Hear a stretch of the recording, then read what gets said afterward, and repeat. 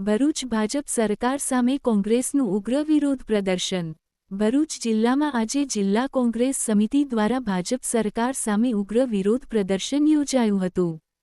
સત્યની જીત નામે યોજાયેલી પદયાત્રા દ્વારા કેન્દ્ર સરકાર અને તપાસ એજન્સીઓના દુરુપયોગ સામે અવાજ ઉઠાવવામાં આવ્યો હતો।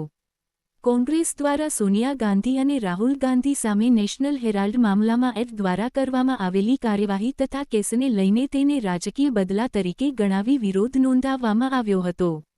આ પદયાત્રા શરૂ થાય તે પહેલાં જ પોલીસ દ્વારા કોંગ્રેસના આગેવાનો અને કાર્યકરોને અટકાયત કરવામાં આવી હતી। અટકાયત દરમિયાન કોંગ્રેસના આગેવાનો અને પોલીસ વચ્ચે ઘર્ષણના દ્રશ્યો સર્જાયા હતા, જેમાં સ્થિતિ તંગ બની ગઈ હતી। મોટી સંખ્યામાં પોલીસ બંદોબસ્ત ગોઠવીને પરિસ્થિતિ પર નિયંત્રણ મેળવવામાં આવ્યું હતું।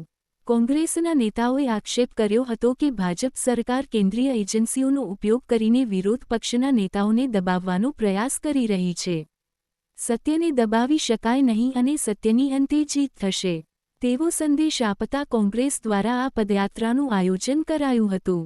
આ પ્રદર્શન દરમિયાન કોંગ્રેસના પૂર્વ જિલ્લા પ્રમુખ પરિમલસિંહ રણા, શહેર પ્રમુખ સલીમ અમદાવાદી, પાલિકા વિપક્ષના નેતા સમસાદલી સૈયદ શેરખાન પઠાણ સહિતના આગેવાનો, કાર્યકરો અને સમર્થકો મોટી સંખ્યામાં ઉપસ્થિત રહ્યા હતા। સમગ્ર દેશના લોકોએ જોયું હશે કે તાનાશાહી સરકારની સામે ન્યાય પ્રક્રિયાની જીત થઈ છે, ત્યારે જે રીતે ભારતીય જનતા પાર્ટી દ્વારા કોંગ્રેસના રાષ્ટ્રીય આગેવાન અમારા રાહુલજી અને સોનિયા ગાંધી ઉપર જે રીતે ઈડીનો ખોટો કેસ દાખલ કરી અને એમને હેરાન પરેશાન કરવાનું જે કાર્ય કરેલું હતું, ત્યારે ન્યાયિક પ્રક્રિયાએ આજે ચુકાદો પણ આપેલો છે।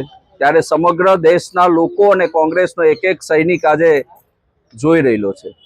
જે રીતે ભારતીય જનતા પાર્ટી કોંગ્રેસનો આગેવાન કંઈ કરતો હોય ત્યારે એને કઈ રીતે પોલીસથી દબાવી દેવો, સીબીઆઈથી દબાવી દેવો, સીઆઈડીથી દબાવી દેવો, ઈડીથી દબાવી દેવો, ત્યારે આ સંપૂર્ણ પ્રક્રિયાને ન્યાયપાલિકાની અંદર જ્યારે કોંગ્રેસનો વિજય થયો છે, સત્યનો વિજય થયો છે, ત્યારે એના ભાગરૂપે આજે ભરૂચ જિલ્લા કોંગ્રેસ સમિતિ દ્વારા પણ એક બાબા સાહેબ આંબેડકરની પ્રતિમાને ફુલહાર વિધિ કરીને એક પદયાત્રાનું આયોજન કરેલું હતું। એક સત્યનો સંદેશો આપવા માટે જ્યારે કોંગ્રેસનો કાર્યકર્તા જઈ રહેલો હતો, ત્યારે સ્થાનિક આગેવાનોના કહેવાથી અને ભારતીય જનતા પાર્ટીના ઇશારે ભરૂચની પોલીસ દ્વારા કોંગ્રેસના કાર્યકર્તાઓને ડિટેન કરવામાં આવ્યા, એને સત્યની લડાઈમાં જતા રોકવામાં આવ્યા। ત્યારે આ ને પણ અમે શબ્દ શબ્દોમાં વખોડીએ છીએ અને આવનાર દિવસની અંદર સત્યની લડાઈમાં હંમેશા માટે કોંગ્રેસ આગળ રહેશે।